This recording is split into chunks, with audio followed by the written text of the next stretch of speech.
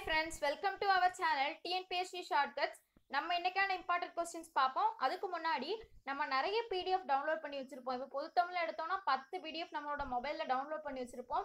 எந்த PDFமே ஒழுங்கா படிக்க மாட்டோம், என்னையும் சேர்த்து தான்.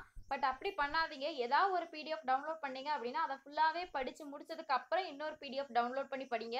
அது மட்டும் தான் நமக்கு யூஸ்ஃபுல்லா கை கொடுக்கும். ஸோ நான் வந்து ஒரு PDF டவுன்லோட் பண்ணி வச்சிருக்கேன் ஃப்ரெண்ட்ஸ். அதுல வந்து 6th இருந்து 12th இருக்கக்கூடிய சமச்சீர் புக்ல உள்ள இம்பார்ட்டன்ட் கொஸ்டின்ஸ், அதுல இருந்து கேட்கப்பட்ட நிறைய வினாக்கள் தொகுத்து ஒரு PDF இருக்கு. அதை நான் உங்களுக்கு கீழே உள்ள டிஸ்கிரிப்ஷன்ல கொடுக்குறேன். அது இல்லாதவங்க கண்டிப்பா டவுன்லோட் பண்ணி அதை படிச்சு முடிச்சதுக்கு அப்புறமாட்டு நீங்க பொது தமிழுக்கு வேற ஏதாவது PDF டவுன்லோட் பண்ணி படிங்க. ஃபர்ஸ்ட் அதுல உள்ள அவ்வளவு கொஸ்டின்ஸையும் படிச்சு முடிச்சிருங்க. அது ரொம்ப இம்பார்ட்டன்ட் கொஸ்டின்ஸா இருக்கும், சமச்சீர் புக்ல உள்ள கொஸ்டின்ஸா இருக்கும். இன்னைக்கு நமக்கான 30 கொஸ்டின்ஸ் நம்ம பார்த்துருவோம்.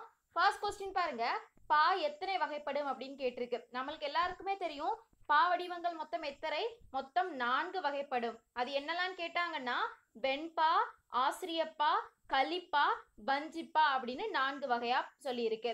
அடிகள் 2 முதலியனவாக தொடர்ந்து அடுக்கப்படுவது என்னது அப்படின்னு கேட்டிருக்கு. அதாவது நம்ம யாப்பிலக்கணம் அப்படின்னு ஒண்ணு படிச்சிருப்போம்ல, யாப்பிலக்கணத்துடைய உறுப்புகள் எத்தனை உண்டு, மொத்தம் 5 உண்டு இல்லையா.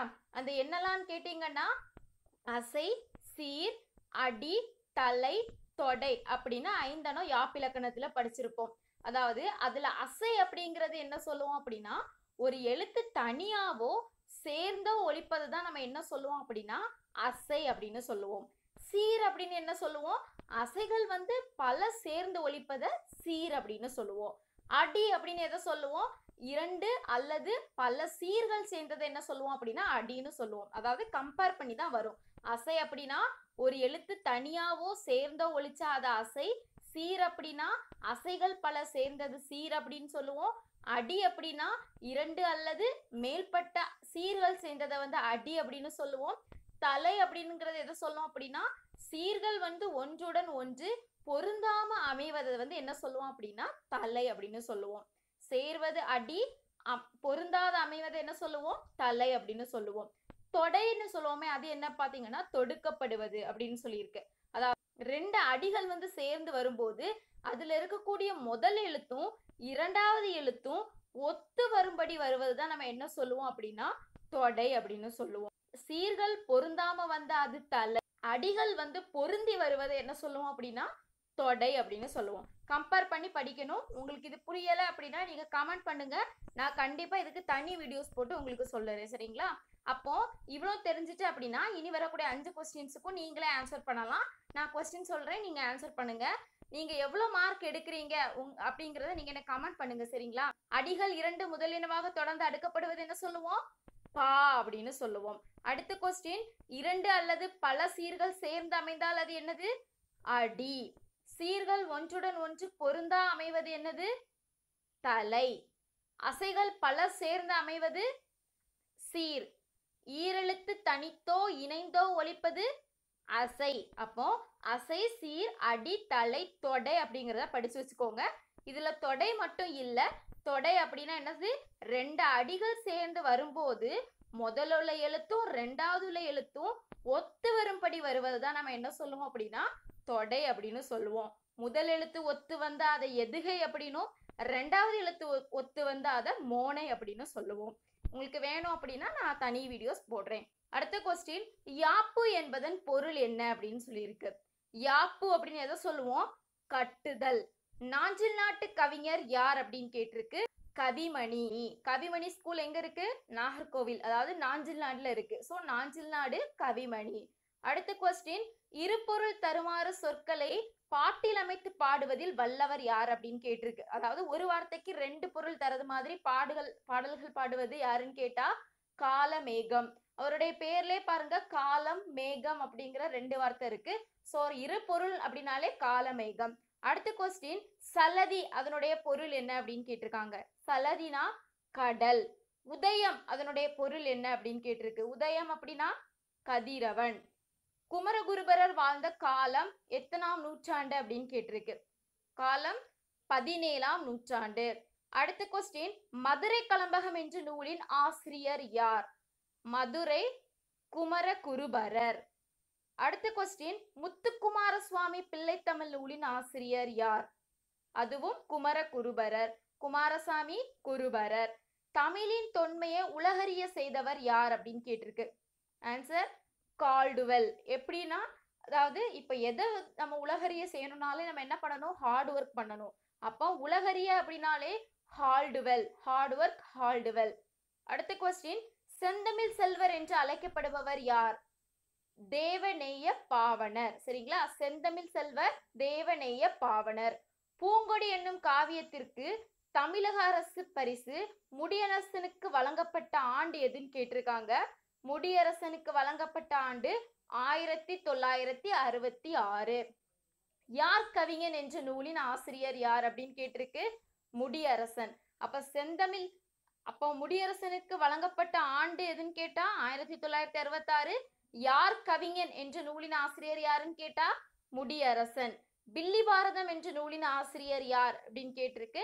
பில்லி புத்தூரார். அது பேர் அதுல இருக்கு, சோ போட்டுருவீங்க. அடுத்த கொஸ்டின் பாருங்க, இலக்கணம் புணர்ச்சியில இருந்து கேட்டிருக்காங்க. புணர்ச்சி அப்படின்னா உங்களுக்கு தெரியும்ல, அதாவது நிலைமொழியுடைய கடைசி எழுத்தும் வருமொழியுடைய முதல் எழுத்தும் சேர்வதை தான் நம்ம என்ன சொல்லுவோம், புணர்ச்சி அப்படின்னு சொல்லுவோம். இப்ப நிலைமொழி அப்படின்னா முதல்ல இருக்கக்கூடிய வேர்டு. இப்ப ஃபார் எக்ஸாம்பிள் வாழை மரம் எடுத்துக்கிட்டீங்கன்னா, வாழையில இருக்கக்கூடிய லை அதாவது கடைசி எழுத்தும் மரம்ல இருக்கக்கூடிய முதல் எழுத்து மா, இந்த ரெண்டு சேரதை நம்ம என்ன சொல்லுவோம் அப்படின்னா புணர்ச்சி அப்படின்னு சொல்லுவோம். அத இயல்பு புணர்ச்சி, விகார புணர்ச்சி அப்படின்னு படிச்சிருப்பீங்க. அதாவது இயல்பு புணர்ச்சி ஃபார் எக்ஸாம்பிள் பாத்தீங்க அப்படின்னா, இப்ப வாழை மரம், வாழை மரம் ரெண்டையுமே நம்ம பிரித்தெழுத கூட்டி எழுதுனா வாழை மரம் மட்டும்தான் வரும். அதுல எதுவுமே கெடவும் இல்லை, திரியவும் இல்லை. ஸோ அது வந்து என்னது, இயல்பு புணர்ச்சி. இப்போ வாழை பிளஸ் பழம் அப்படின்னு எடுத்தீங்க அப்படின்னா வாழை பழம் அப்படின்னு வரும். அதாவது இப்பு அப்படிங்கிற வார்த்தை வந்து எக்ஸ்ட்ராவா வரும் இல்லையா, அதுதான் என்ன சொல்லுவோம் அப்படின்னா திரிதல் அப்படின்னு சொல்லுவோம். புதுசா ஒரு எழுத்து வந்து வந்திருக்கு அப்படின்னா அது வந்து விகார புணர்ச்சியா இருக்கும். இப்போ மரம் பிளஸ் வேர் மரவேர், இது எவ்வகை புணர்ச்சி அப்படின்னு கேட்டிருக்காங்க.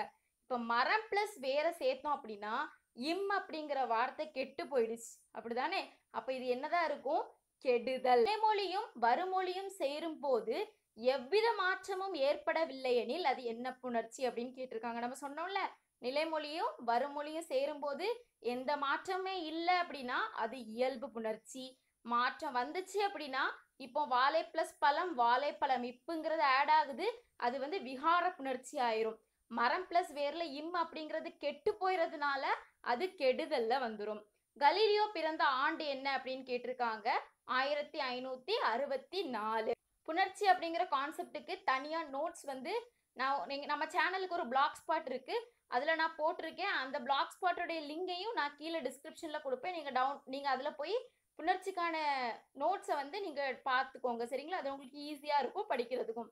வளவன் ஏவா வான ஊர்தி என்ற கூறும் நூல் எது அப்படின்னு கேட்டிருக்கு. வளவன் ஏவா வான ஊர்தி அப்படிங்க சொல்லக்கூடிய நூல் புறப்பாடல். மனுமுறை கண்ட வாசகம் என்ற நூலின் ஆசிரியர் யார்? மனுமுறை வந்து ராமலிங்க அடிகளார். இப்போ நம்ம கோவில்ல லிங்கம் இருக்கு அப்படின்னா நம்ம சாமி கிட்ட போய் தான் நம்மளுடைய கஷ்டத்தை எல்லாமே சொல்லுவோம் இல்லையா, மனுவெல்லாம் சொல்லுவோம் நம்மளுக்கு என்னென்ன கஷ்டம் இருக்கு. ஸோ மனு அப்படின்னு வந்தாலே லிங்கம், அப்ப ராமலிங்க அடிகளார். வடலூரில் சமரச சுத்த சன்மார்க்க சங்கம் அமைத்தவர் யாருன்னு கேட்டிருக்கு. வடலூர் வள்ளலார். வடலூர் வள்ளலார். வா வா. திருவருட்பா என்ற நூலின் ஆசிரியர் யார் அப்படின்னு கேட்டிருக்கு. ராமலிங்க அடிகளார் தான். அப்போ லிங்கத்துக்கிட்ட போய் தான், அதாவது நம்ம சிவபெருமான் கிட்ட போய் தான் நம்ம என்ன கேட்போம், அருள் கேட்போம். அப்போ அருட்பா அப்படின்னாலும் ராமலிங்க அடிகளார் தான். நயன் அப்படிங்கிறதுக்கு பொருள் என்னன்னு கேட்டிருக்கு. நேர்மையா இருக்கிறதா நயன் அப்படின்னு சொல்லுவோம். வழக்கு அப்படிங்கிறதுக்கு பொருள் என்னன்னு கேட்டா நன்னெறி. நயன் நேர்மை, வழக்கு நன்னெறி. ஃப்ரெண்ட்ஸ், இந்த கொஸ்டின்ஸுக்கு எல்லாம் எவ்வளவு கொஸ்டின்ஸ் உங்களால அட்டன் பண்ண முடிஞ்சு அப்படிங்கிறத மார்க்கை வந்து எனக்கு கமெண்ட் பண்ணுங்க. நீங்க அதை பிளாக் ஸ்பாட்லயும் போய் படிங்க, அந்த பிடிஎஃப் டவுன்லோட் பண்ணி அதுல உள்ள கொஸ்டின்ஸ் எல்லாத்தையுமே படிச்சிருங்க. தேங்க்யூ ஃப்ரெண்ட்ஸ், தேங்க்யூ ஃபார் வாட்சிங் திஸ் வீடியோ. இந்த வீடியோ உங்களுக்கு பிடிச்சிருந்துச்சுன்னா லைக் பண்ணுங்க, ஷேர் பண்ணுங்க, மறக்காம சப்ஸ்கிரைப் பண்ணுங்க. சப்ஸ்கிரைப் பண்ண போது பக்கத்துல இருக்க பெல் ஐக்கானை சேர்த்து கிளிக் பண்ணுங்க அப்படின்னா நான் போடுற வீடியோஸ் உங்களுக்கு உடனுக்குடன் நோட்டிபிகேஷன்ல வந்துட்டே இருக்கும். Thank you friends.